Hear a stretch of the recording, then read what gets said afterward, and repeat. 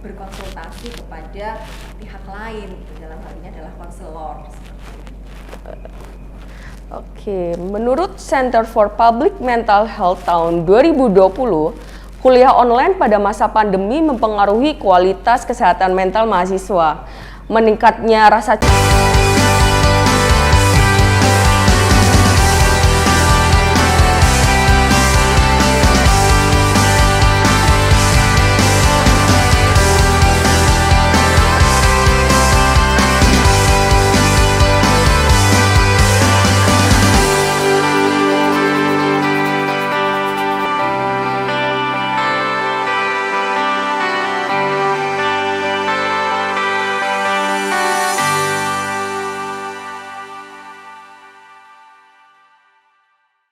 cemas dan mudah memicu tekanan yang menimbulkan pikiran atau perasaan berlebihan, stres. Jadi kuliah secara daring ini ternyata lumayan ini ya Bu, memberatkan.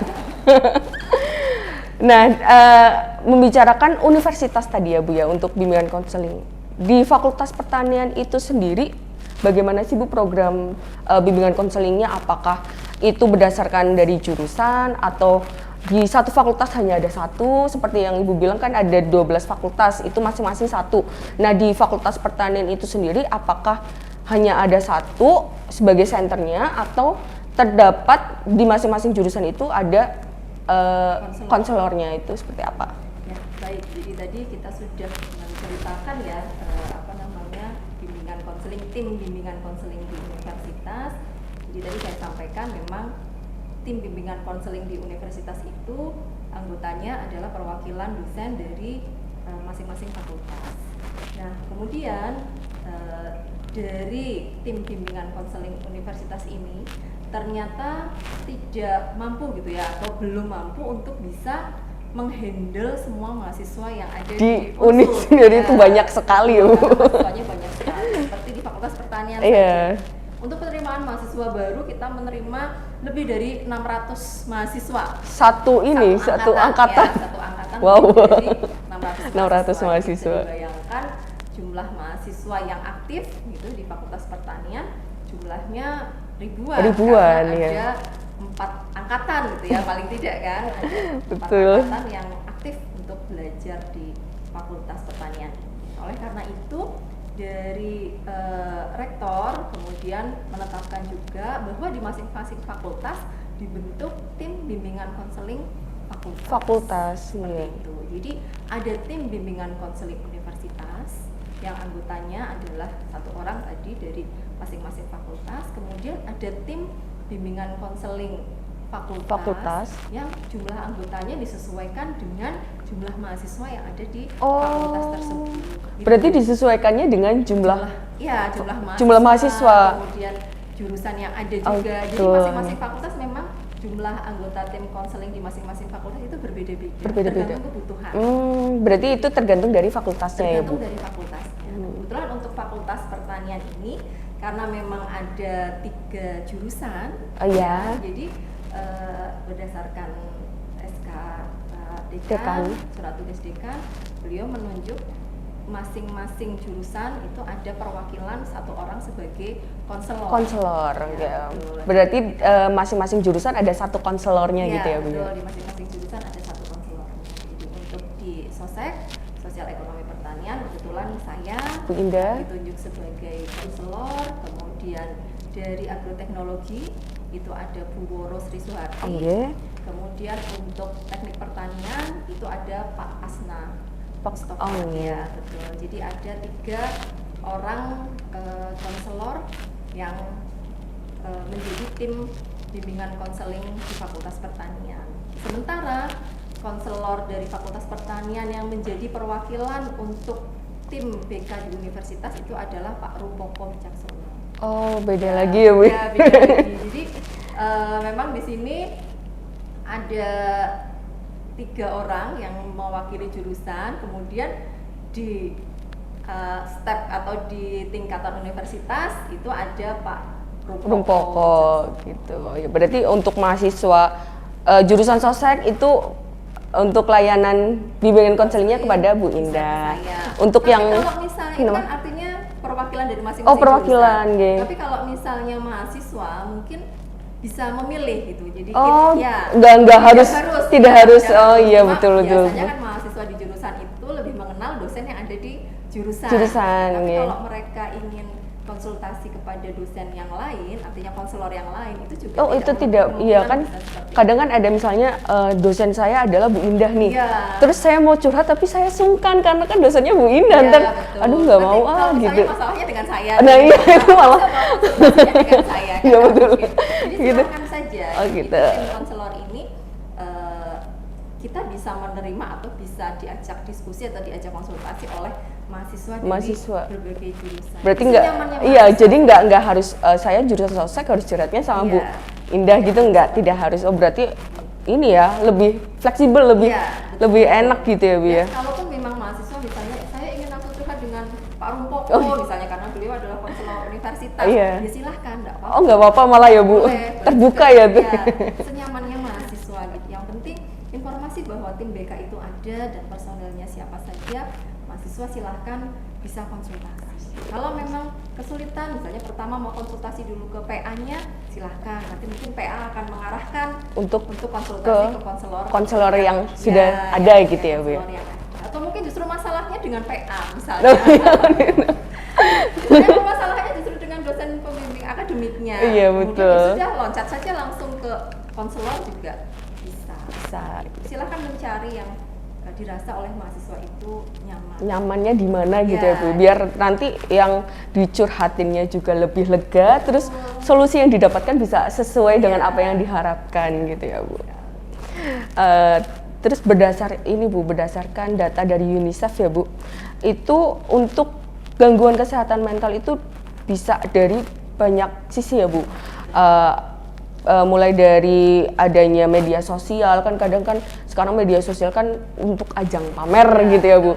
Kadang kan ada mahasiswa yang kayak saya nggak mau masuk karena saya malu kayak gini, saya kondisinya seperti ini.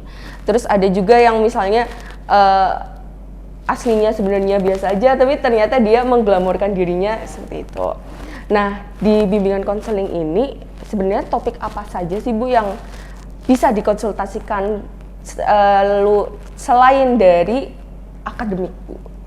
Oke, nah, jadi memang untuk tim bimbingan konseling ya, jadi kami itu mendapatkan tugas untuk bisa menerima curhatan gitu ya dari mahasiswa, bukan hanya dari sisi akademik saja. Jadi untuk permasalahan-permasalahan yang lain, seperti misal tadi mahasiswa ada permasalahan keluarga, ada permasalahan dengan teman, itu yang sering terjadi. Mungkin tadi ada konflik dengan pacar ya, karena di usia mahasiswa biasanya justru permasalahan yang mengganggu sekali. Yang paling ini malah yang paling punya dampak yang besar adalah permasalahan hubungan dengan pasangan atau dengan pacar.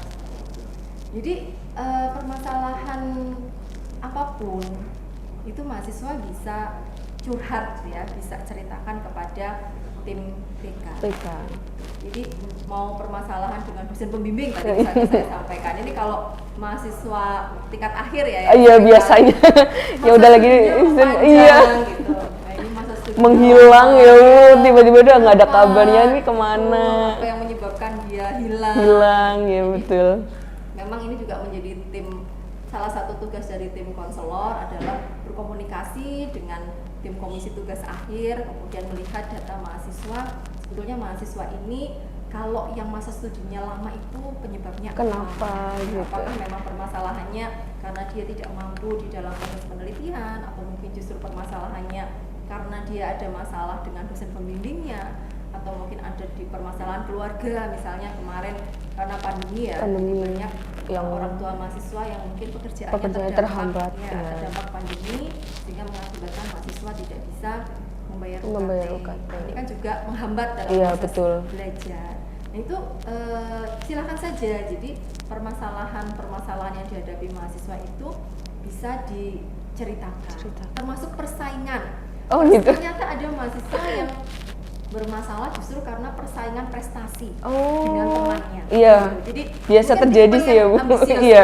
Tipe yang ambisius. Jadi pada saat misal sahabatnya kok ternyata dapat kesempatan untuk pertukaran pelajar ke luar negeri. Dia sudah apply tapi ternyata dia tidak nggak masuk. lolos Nah, gitu. itu menyebabkan depresi. Kan karena Oh yang iya, kasus betul. seperti itu. Jadi, ini karena dia merasa punya ambisi tertentu, kemudian pada saat dia kalah dengan orang lain, apalagi mungkin orang lain ini adalah teman sendiri, teman dekatnya, kemudian dia merasa kecewa. Nah, kecewa yang berkepanjangan itu ternyata juga bisa mengganggu kesehatan mental ya Bu. Ya betul. Nah, ini kalau tidak dibantu, misalnya dia tidak berani mengungkapkan atau tidak bisa menceritakan itu ke orang lain, mungkin dia pendam sendiri, lama-lama akan menjadi besar, bisa juga dia akan menjadi malas ke kampus karena tadi mungkin merasa kalah, kemudian sudah tidak mau lagi melanjutkan studi. Udah nggak ada motivasi ya, bukan kalau misalnya pas saat ini kan, wah aku harus ini, terus pas udah tahu kalah, ngapain lagi kayak gitu kan ya Bu. Ya masalah-masalah seperti itu yang sering ditemui di kalangan mahasiswa.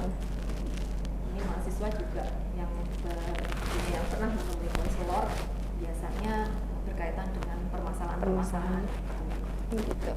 Berarti memang sangat banyak sekali ya Bu yang bisa dimanfaatkan dari bimbingan konseling ini. Jadi buat mahasiswa terutama di Fakultas Pertanian Universitas Jenderal Sudirman, jangan sungkan, jangan malu, pokoknya benar-benar manfaatin fasilitas yang sudah ada di Fakultas Pertanian ini dengan sebaik-baiknya. Karena ya itu dari Bu Indahnya aja udah mempersilahkan Ibu mau curhat tentang pacar, curhat tentang teman, lagi bete atau lagi apa, itu bisa banget. Jadi nggak usah sungkan, nggak usah malu, nggak usah takut juga untuk melakukan curhat gitu, konsultasi dengan pihak dari bimbingan konseling. Bisa milih juga, nggak harus saya takut dengan Bu ini, saya mau curhat sama Bu ini, nggak apa-apa, itu sangat diperbolehkan gitu ya Bu ya.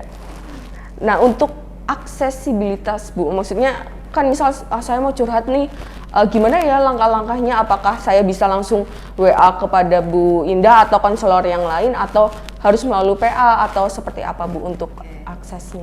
Ya, jadi sebetulnya sangat fleksibel untuk alur atau bagaimana saudara mahasiswa ini bisa mendapatkan layanan untuk bimbingan konseling ya. Ini juga nanti tadi tergantung dari level masalah, tingkat tingkat permasalahannya. Jadi seperti tadi saya sampaikan, sebetulnya garda terdepan di sini adalah dosen pembimbing akademik. Jadi garda terdepannya adalah dosen pembimbing akademik karena beliaulah yang pertama kali dikenal oleh mahasiswa. Ya, awal masuk kan ini. Istilahnya di kampus bapak ibunya mahasiswa ya pembimbing akademik. Sehingga di situ mahasiswa silahkan bisa pertama menyampaikan ke dosen pembimbing akademik. Ya, menyampaikan ke dosen PA, kemudian kalau permasalahan yang dihadapi mahasiswa kemudian disampaikan ke dosen pembimbing akademik dan itu bisa diselesaikan, sudah selesai, masalah selesai, terselesaikan. Tapi jika ternyata kok mahasiswa merasa belum plong gitu ya masih ada yang ganjel nih gitu. Terus nanti bisa dosen pembimbing akademik merujuk ya tadi ke tim bimbingan konseling fakultas. Ya, gitu. Jadi dirujuk ke tim bimbingan konseling fakultas. Atau ada juga mahasiswa yang karena tadi mungkin justru masalahnya dengan PA-nya. Oh iya. Ya, mereka bisa langsung berkomunikasi dengan tim bimbingan konseling. Bisa langsung menghubungi via WhatsApp. Atau via telepon, karena kebetulan nomor HP dari kami kan sudah ada di website fakultas juga sudah ada. Sudah ada. Yang ada di depan ya. Juga sudah ada. Jadi silakan saudara nyaman atau mahasiswa ini memilih mau konsultasi dengan siapa, bisa langsung menghubungi nomor yang tertera ya Bu ya. Bisa langsung menghubungi nomor yang tertera. Atau mahasiswa bisa mendaftar sebetulnya. Oh bisa. Ya, di bagian kemahasiswaan di fakultas. Ya, jadi ruangannya ada di ruang Bapendik ya. Di ruang Bapendik itu kan di situ ada tim atau ada pegawai akademik dan ada tim kemahasiswaan. Berarti langsung ke kemahasiswaan untuk tim kemahasiswaan. Misalnya saya mau mendaftar untuk bimbingan konseling itu kemana gitu, langsung ke mahasiswaan. Bisa. Nanti bisa menemui Pak Warsito. Oh Pak Warsito, nggih. Sampaikan ke Pak Warsito, mahasiswa bisa meninggalkan nama, artinya menulis ya nama, NIM, kemudian nomor HP. Nomor HP. Nah nanti itu kita akan kita yang akan mendekati gitu, artinya kita yang akan menghubungi mahasiswa tersebut yang sudah menuliskan identitas di Pak Warsito. Ya, nanti mungkin permasalahannya secara singkat permasalahannya apa, nanti kita yang akan menghubungi mahasiswa. Bisa juga seperti itu. Jadi sebenarnya sangat fleksibel. Ini sangat fleksibel dan lumayan ini ya Bu, iya mudah sekali dan sangat menguntungkan mahasiswa. Betul. Termasuknya. Jadi nanti setelah misalnya konsultasi dengan konselor fakultas, mahasiswa merasakan sudah nyaman, sudah menemukan solusi, ya berarti sudah beres masalahnya. Kalau memang belum, nanti akan dirujuk ke konselor universitas. Gitu. Ya, nanti kalau dari konselor universitas belum bisa ditangani juga, maka nanti akan dirujuk ke tim psikolog. Ya, jadi nanti didampingi khusus oleh tim psikolog. Jadi bukan lagi oleh konselor gitu tapi sudah langsung oleh psikolog yang memang lebih ilmu lebih membidangi tentang hal kesehatan mental. Itu biasanya kalau sudah sampai ke psikolog itu tadi yang level tertinggi, ibaratnya udah tinggi sekali. Kesehatan mentalnya mungkin sudah yang menengah atau yang tinggi gitu. Nah, karena ada juga yang sudah ditangani psikolog ternyata belum berhasil juga, mungkin masih sulit tidur misalnya, kemudian kesehatannya jadi terganggu, karena yang namanya permasalahan kesehatan mental itu lama-lama akan merusak fisik juga. Betul. Jadi dia mungkin itu ternyata tidak hanya butuh konsultasi psikologis tapi juga butuh obat, itu nanti akan dirujuk lagi ke psikiater. Jadi tadi itu tergantung dari level permasalahannya. Mungkin kalau permasalahannya hanya dengan dosen, permasalahan akademik, mungkin di konselor fakultas masih bisa diatasi, masih bisa dibantu gitu. Tapi kalau mungkin permasalahannya sudah ke arah yang tinggi, tadi mungkin ada yang ternyata ada mahasiswa yang bipolar, itu ada mahasiswa yang punya di sini ada penyakit kesehatan mental yang memang sudah ada sebelumnya gitu kan. Kadang ada karena ada faktor pemicunya jadi muncul dan itu bisa mengganggu aktivitas dari mahasiswa itu sendiri. Nah, untuk sampai ke itu apakah selama kegiatan itu didampingi atau enggak Bu? Maksudnya sampai misalnya kan setelah sampai menemukan solusi. Iya, sampai menemukan itu selalu didampingi. Tentu akan didampingi dan pasti juga di sini ya untuk jurusan kemudian fakultas itu akan mengetahui juga prosesnya seperti apa dan didapatkan solusi yang terbaik untuk mahasiswa. Sampai betul-betul mahasiswa itu merasa plong gitu ya Bu. Wah, luar biasa sekali, ternyata fasilitas bimbingan konseling yang ada di kampus itu sangat membantu mahasiswa ya Bu. Jadi buat teman-teman mahasiswa jangan sungkan, jangan malu, jangan takut istilahnya untuk curhat atau mengutarakan masalah yang sedang dialami ke bimbingan konseling yang ada di masing-masing fakultas, terutama di Fakultas Pertanian. Nah Bu, ini udah sampai tahap terakhir Bu. Untuk closing statement dari Bu Indah Widiarini, pesan atau saran atau masukan kepada mahasiswa agar terus menjaga kesehatan mentalnya itu, silahkan. Baik, mungkin ini tips sederhana ya, artinya untuk mahasiswa kita saling menjaga gitu. Jadi yang pertama untuk kita harus bisa hidup seimbang ya, mungkin seimbang. Kalau mahasiswa ya seimbang antara aktivitas kuliah dengan aktivitas ya di luar kuliah. Itu tidak bisa menjadi mahasiswa berarti hanya belajar saja. Itu nanti bikin stres juga. Iya betul. Jadi mahasiswa ternyata hanya main saja. Itu juga benar. Orang tuanya juga akan stres. Nggak hanya orang tua, dosennya juga bisa stres. Jadi yang pertama adalah kita biasakan untuk seimbang ya, hidup seimbang antara pekerjaan yang memang harus kita lakukan atau tugas-tugas yang harus kita lakukan dengan hal-hal yang bisa membangkitkan semangat, motivasi kita dalam belajar atau motivasi kita dalam bekerja. Jadi, seimbang yang bekerja dengan mungkin selingannya, hiburannya, dan cobalah hidup seimbang. Kemudian tentu saja harus makan yang bergizi, makan yang sehat ya, dengan kita secara fisik pola hidup sehat gitu ya Bu ya. Kita juga akan bahagia. Iya betul. Kalau kita bahagia maka insya Allah kita akan terhindar ya dari yang negatif. Betul. Kemudian juga teman-teman mahasiswa berusahalah mencari teman-teman atau lingkungan pertemanan, lingkungan pergaulan yang betul-betul baik gitu, dan membuat saudara itu nyaman. Jadi kalau istilah mahasiswa sekarang jauh-jauhlah dari orang-orang yang toksik. Iya betul. Jadi kalau misalnya saudara berteman, kemudian ada teman-teman yang menurut saudara membuat saudara tidak nyaman, ya jangan takut untuk berganti gitu, artinya mencari lagi teman lain yang dirasa lebih nyaman dan bisa membawa hal-hal positif gitu ya Bu ya. Mahasiswa, karena itu pengaruh itu sangat pengaruh besar. Ya lingkungan sebenarnya faktor utama sebenarnya Bu untuk bagaimana kita ke depannya gitu. Yang paling utama tentu saja tidak ada sebaik-baiknya penolong selain Allah ya. Iya.